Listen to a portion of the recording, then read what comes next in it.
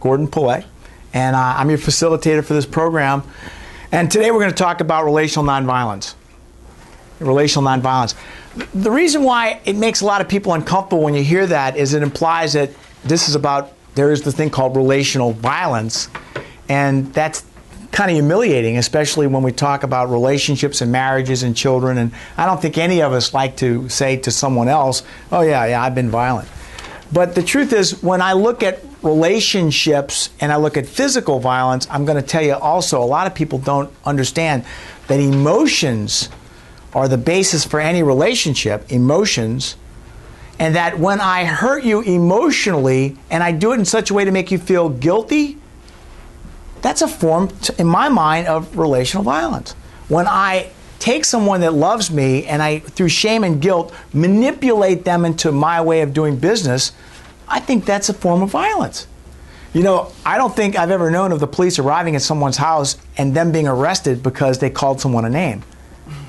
You know, when I call you an idiot, or I call you stupid, or I call you frivolous, or whatever, you know, that may hurt your feelings, but you'll never be arrested for that. And to some extent, my frustrations are that our society has taught people that it's okay. In fact, there's nothing wrong with putting you in your place. When I put you in your place, especially if in fact you violated me in some way and hurt me, that's fine. And I'm going to tell you guys, that's not fine. Because an emotional relationship, a love relationship, is about two people who care about each other. It's about two people that have decided that when I am with you, I feel so good about myself that I choose to be with you. I like to remind everybody that's ever known of or been through a divorce that divorce is financially done well after the emotional divorce has occurred. When I choose to be away from you because in being with you I don't feel good about myself, then guess what? The financial divorce is about to happen, and it will happen, okay? So please understand, I don't take away from you that most of you have not been violent in your relationships. Most of you have physically violent. But I think 95% of our society is emotionally violent in some way, because I don't think we recognize that we do hurt. When we hurt someone we love and we do it intentionally, that's a form of intentional hurt. And I think that that's what we got to stop, at least, okay?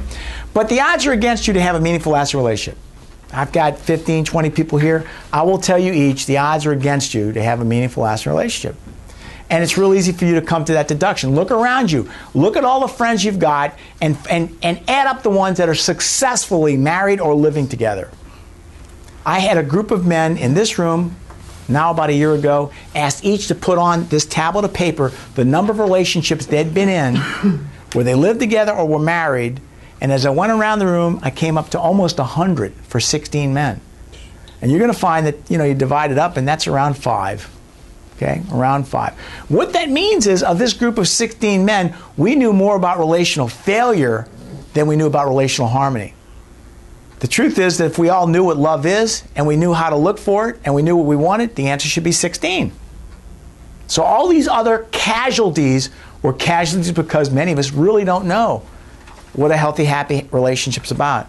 So let's take a look at what's happening today in our society. I'll tell you, it's been my experience that it's more common than not than most people live together by convenience. You know, I go out with you, had a good time, you spend the night at my place, I spend the night at your place, we do that for a couple months, and all of a sudden I realize, gee, I'm not alone when I'm with you. You're not alone when you're with me. And we start to say, gee, let's see, half rent plus half rent, so let's live together. Because you can get rid of your place and we'll split the costs. And oh, by the way, I'm not lonely when I'm with you. I feel good about myself when I'm with you. I'd rather be with you than not. Okay? And so we find that a lot of folks live together because it's convenient. But I'll also tell you that there's a lot of stress today, and there's more stress in the year 2003 than I believe there's ever been in the history of mankind. And I base that on these studies that are done by several corporations. RAND is one that does them, that does one form of this, where they go out and they ask people about change. How many times did you relocate this year? How many times did you change your job this year? Was there a baby born? Was there a death in the family? And they're looking for change. Now, I'll tell you, when I moved from my house in South Tampa to someplace in North Tampa, there's a world of stuff that's got to be done. I mean, I got to rent the truck, pack the furniture, drive the truck, get to the new place, unpack everything, get it all to where it's supposed to be. Now I got to go back and clean the place that I've got or that I lived in. And we all know when you move into a new place, I don't know about you guys, but it never smells like home. You know. It takes a while for it before it starts to smell good, right? And so what I find is that all this additional work was in addition to your 40 hours a week, your normal job. All this additional things, all the additional things you did to get relocated had nothing to do with your 40-hour week job. That's right. And that piled up onto your already busy schedule. Now, when we look at the amount of change that we have today in our society didn't have this much of change 10 years ago. We commute further. Housing costs more. Automobiles, transportation, insurance costs more. Child care is more relevant because today 87% of all married couples or living together couples, they both work. Just 10 years ago it was less than 70%. Two people working, two sets of cars, insurance, daycare, transportation. Wow, a lot of stress out there. So in this process of all this stress, this thing called scorecard comes out. And what's a scorecard? It's the things that I hold against you because you disappointed me, you hurt me. You look on your piece of paper, your points to ponder, you'll see it's one of the questions I've asked you. What's a scorecard? A scorecard is something that you have done that I don't forgive you for. Maybe we don't talk about it, but the truth is there's been some disappointment and I hold it against you. Scorecards accumulate because there's so much more opportunity. We start arguing about you being late, and while I'm arguing to you about you being late, I have to mention to you, and this was just like last week when you were late, and oh, by the way, you're irresponsible because that reminds me of how you bounce checks. And there we are whipping out these past things that have happened that have nothing to do with the thing that's happening, but it's a scorecard item. Okay? So if this is true, more stress than ever, scorecards grow real fast, and I'm going to say to you, if you're in a relationship, I want you to never forget this, and that is a relationship will never get better than the problems it don't solve. You got items on that scorecard, and they're in your pocket right now for some later recollection. Your relationship will never get any better than the scorecards that it keeps. So if this is true, scorecarding, stress, patterns of living, then I'm going to tell you that the one thing that I think is really fascinating, it's been my experience that 90% of the arguments you have, 90% of the arguments you have with your partner are about the same thing over and over again. I mean, very seldom, as a licensed practicing psychotherapist in the state of Florida, I'm going to tell you, very seldom do I get a client come in, we got a new problem, brand new, never happened before. Doesn't happen. 90% of the arguments you have are about the same thing over and over again. So let me tell you what I can describe to you as those main contributing factors for relationships that don't work. And you don't need to remember this because I'm going to come back through this again over and over later time.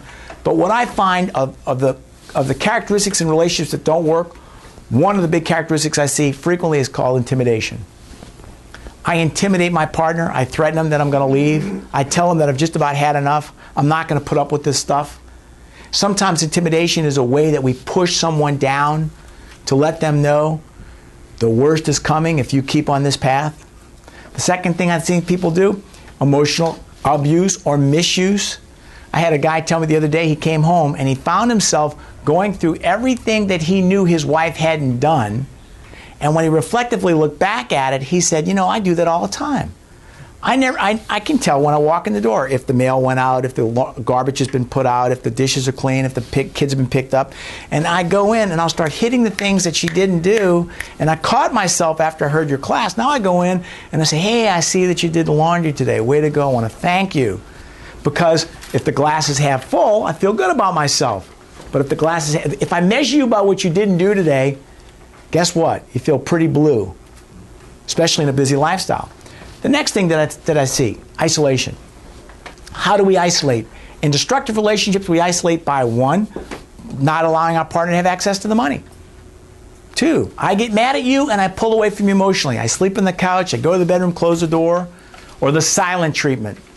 Remember, if a love relationship is about emotions, I feel good about being with you, and in being with you, I feel this emotional energy.